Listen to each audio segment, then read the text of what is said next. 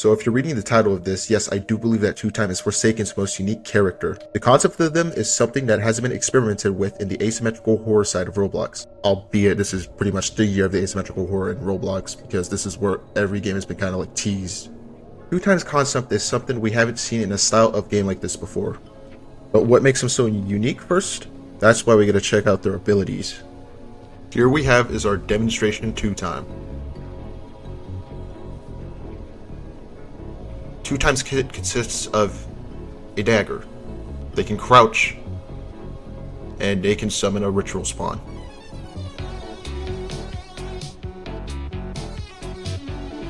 All these combined, this allows 2-time to play as a very aggressive character while also can be playing on the safe side thanks to their abilities. Especially since 2-time's niche mechanic. With their passive, Obilation.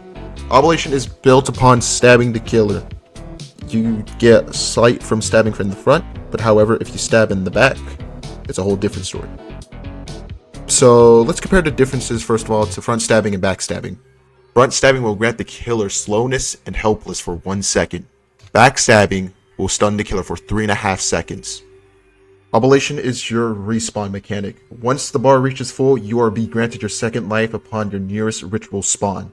Front stabbing grants you 1/3 of your oblation, while backstabbing grants you half of your oblation. So either you can get 3 front stabs or 2 back stabs to guarantee your oblation. Or you can just do 2 front stabs and a back stab.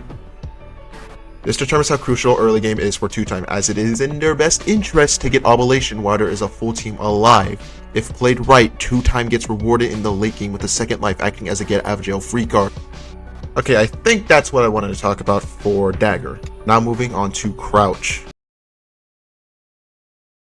When crouching, 2-time will be granted Invisibility 3 and Undetectable 1 for 10 seconds. This ability can be cancelled any time with benefits or consequences depending on the range of the killer when cancelled.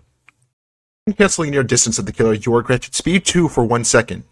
While if you cancel at mid-range, nothing happens. Cancelling further back, however, will give you Slowness 2 starting at 2 seconds for the minimum and reaching all the way up to 15 seconds. You will also be highlighted above reaching 10 plus seconds of slowness when cancelling far away. However, if you let the timer naturally run out, nothing happens regardless of distance. If you use the dagger while crouching, you will lunge instead and have a far distance with end leg at the end of it, regardless if you hit her or not. This can be used to close the gap to stab the killer. Moving on from crouching, we have probably 2-time's most important ability, the ritual spawn. At the beginning of the match, you can place down a ritual spawn.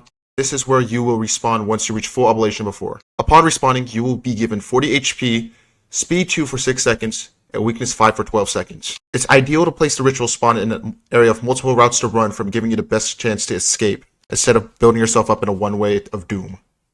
Last man standing is interesting if you have your first life before, as you will go to your nearest spawn with 110 health, 6 seconds of speed 2, and no weakness at all. Not placing your spawn in this will just give you your second life automatically to where you currently are. However, if you are in last man standing with your second life, then you'll just still have your 40 HP before. Before I give a finalized opinion on what I want the main idea of this video to be, I'll show you some ritual spawns to place as 2-time for every single map that is currently up until Pirates Bay / Underground War editions.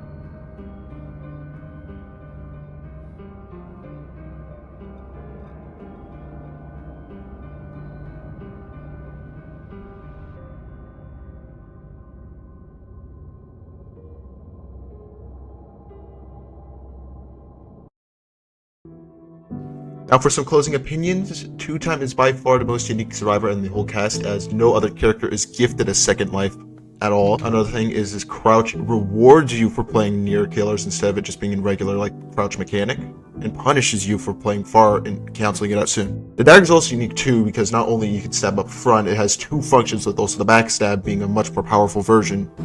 All this combined with 2 times less overall HP encourages a really glass cannon-like playstyle, being high risk for high rewards. The rewards being that you get your extra life out of it. Overall, it does solidify them as being the most unique survivor in the game. I would like to see what else there is more to be added for the game. This is a little fun series I tried to make just to have some stuff before Noli comes out eventually, so we'll see if more of these series will come out. I'm kind of just starting here because I'm just going off by myself. I hope you enjoyed this, and I'll probably see you sometime soon. Who knows?